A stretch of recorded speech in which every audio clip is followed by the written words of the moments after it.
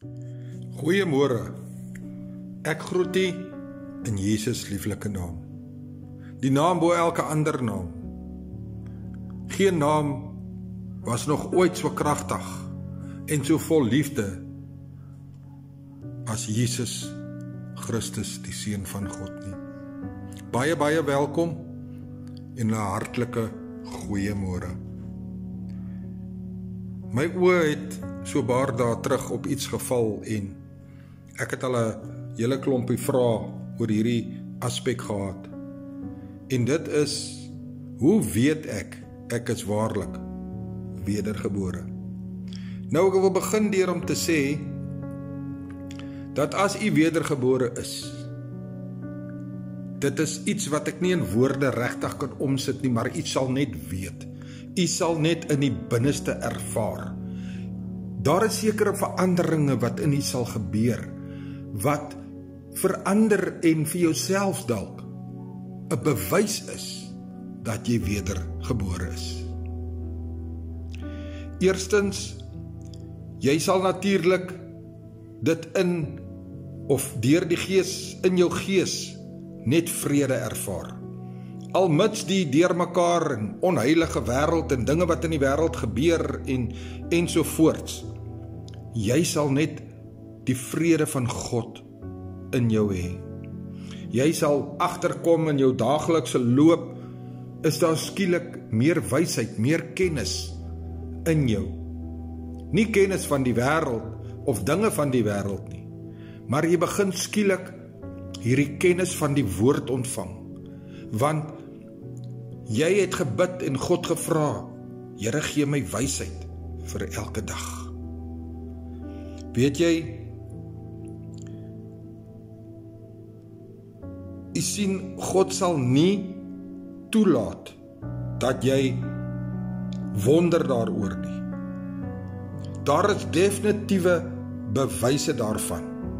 Johannes 3 vers 3 sê, en Jesus is hier aan die woord, hy sê, voorwaar, ek sê vir jou, as iemand nie weergebore word nie, kan hy die koninkryk van God nie sien nie. Ons moet hierdie sien na kyk. Betekende, jy sal dit nie sien nie, jy sal dit nooit sien nie, as jy nie weergebore word nie. Die M sê die volgende, he cannot ever see, or know, or be acquainted with, and experience the kingdom of God. Johannes 3 vers 5 sê, as iemand nie weergebore word uit water en gees nie. Hierdie gees is in hoofletters geskryf, betekende, weergebore word in die Heilige Gees. Die Heilige Gees begin dan in jou werk. En een van die bewyse is, wanneer jy so groot hartoortuiging het om Jesus en die woord met ander te deel. Maak nie saak of ander vir jou lag, of hulle jou sleg sê nie, of hulle vir jou kwaad word as jy oor Jesus praat nie, of hulle wil jou probeer stop om oor God se grootheid en sy liefde te getuig. Wanneer Jesus jou redder en jou saligmaker geword het, kan jy nie meer stom wees nie. Of dit nou 'n kollega is wat jy bemoedig, of dalk 'n vriend waarvoor jy bid, of om die wat vir jou vervloek of haat, net lief te kry. En in jou binnekamer te gaan, en hulle voor God se aangesig te bring in gebed. Jou hart verlang na God se woord soos 'n baba smag na sy moeder se melk. Jy het net hierdie nuwe blyheid in jou. Wanneer jy jou Bybel oopmaak, voel dit asof God persoonlik met jou praat deur die Heilige Gees.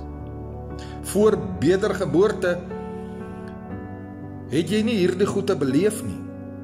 Jy sou baie liewers gou 'n party gaan hou of onheilige dinge gaan aanvang of na goed te kyk wat jou afbreek, as om liewers in die woord van die Here te gaan soek vir elke dag.